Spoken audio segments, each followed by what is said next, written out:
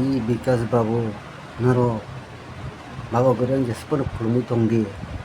te 100 বছর পর্যন্ত BJP phi আছে মকে এডিসিও বিল্লু জমাতিনো নাইসি গই হে বাবা গরিয়া বিল্লু জমাতিনো তাকলাইলে ওয়াইসা নাইসিলে বাবা গরিয়ানে বুংবাই থাঙ্গি সেবেরি দি পতো কি কাই বুংখাগা ফুকে বিল্লু জমাতে পাস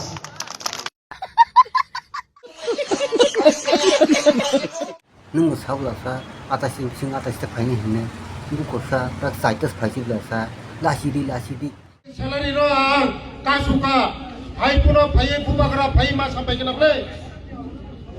sarok di nei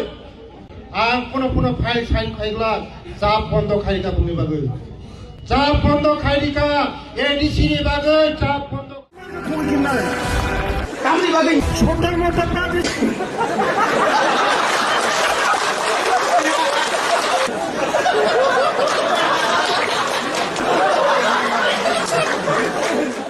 আমাদের এই সিও আমাদের এই অফিসার তাকে এখন যে নাকি সিও ছিল এডিসি এলাকায় তাকে এখন ওনারা নমিনেশন দিয়েছে বলছেন আইএস অফিসার থানসা একজন জমাতিয়া সাহেব ওনাকে দিয়েছেন আমি বললাম উনার সময় যত কেলেঙ্কারি সব উনার সময় কিন্তু কেলেঙ্কারি হয়েছে বন্ধুগণ আমাদের সরকার খালি ঘটনা হোক তারপর যদি প্রমাণ হয় যে উনি লিপ্ত আছেন তাহলে ছাড়া হবে না বন্ধুগণ আমি আপনাদের কথা দিলাম তাকে ছাড়া হবে না आज सीके जमातिया को धमकी दे रहा है माननीय मुख्यमंत्री लेकिन एक टाइम आएगा जब सीके जमातिया अगरतला में जाकर ऑफिस में सेक्रेटेरिएट में जाकर जब जाएगा तो वही लोग जिसने इनको गाली दिया जिसने हमारा जमातिया आईएएस ऑफिसर को नीचे दिखाया बुकुंग बारा ऑफिसर को नीचे दिखाया एक दिन वही लोग हमारा सीके जमातिया को अच्छा लगेगा ना अच्छा लगेगा ना जब ये होगा আমি কয়েকটা প্রশ্ন আপনাদের কাছে করতে চাইছি এই মথা কোথা থেকে হঠাৎ করে আবির্ভাব হলো একবার চিন্তা করতে হবে কোথা থেকে আবির্ভাব হলো তৈরি করছে কার মধ্যে কমিউনিস্ট পার্টির বিরুদ্ধে কমিউনিস্ট পার্টিকে সত্তা থেকে হটানোর জন্য আইপিএফটি তৈরি হয়েছিল আমাদের সঙ্গে 2018 সত্তাতে আসে তারপর মহারাজ প্রদ্যোৎ কিশোর মানিক্য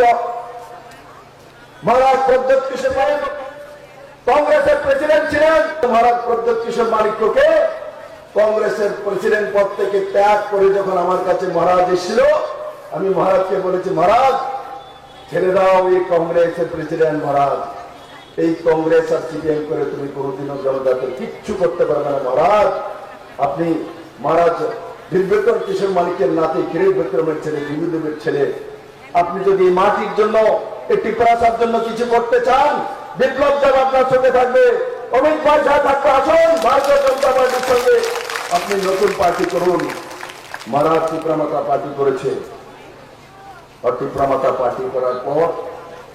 মহারাজ এখন ভারতীয় জনতা পার্টির সঙ্গে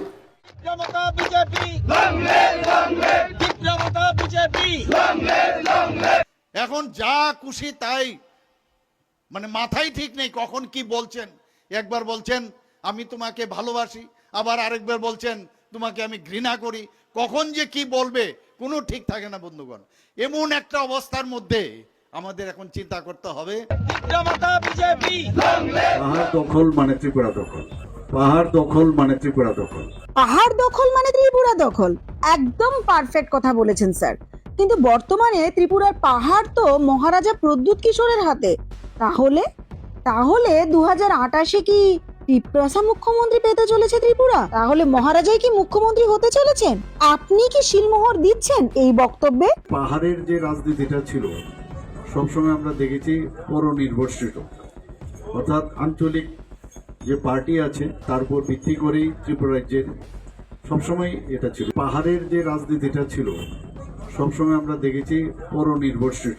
একদম 100% কারেক্ট বলেছেন স্যার। 2018-তে আইপিএফটির কাঁধে ভর করে বিজেপি ত্রিপুরা জিতেছিল। এরপরে 2023-এ তিপ্রামথাকে ভর করে সিপিআইএম এর ভোট কাটাকাটির খেলায় বিজেপি ত্রিপুরা আবার দখল করে। যদিও 2023-এ যে অ্যালায়েন্স হয়েছিল সেটা ছিল অনেকটা পরোক্ষভাবে অ্যালায়েন্স, যা পরে প্রেস মিটের মাধ্যমে সবার সামনে আসে। কিন্তু এইবার 2028-এর প্ল্যান কি স্যার? ফাইট করলাম থেকে আমরা কিন্তু চেষ্টা করেছিলাম, বলছে অ্যালায়েন্স পার্টনার, কিন্তু ওরা কিন্তু জোট ধর্ম পালন কখনই করেনি। বিধানসভার মধ্যে আমরা দেখলাম যে আমাদের এগেনস্টে কথা বলে।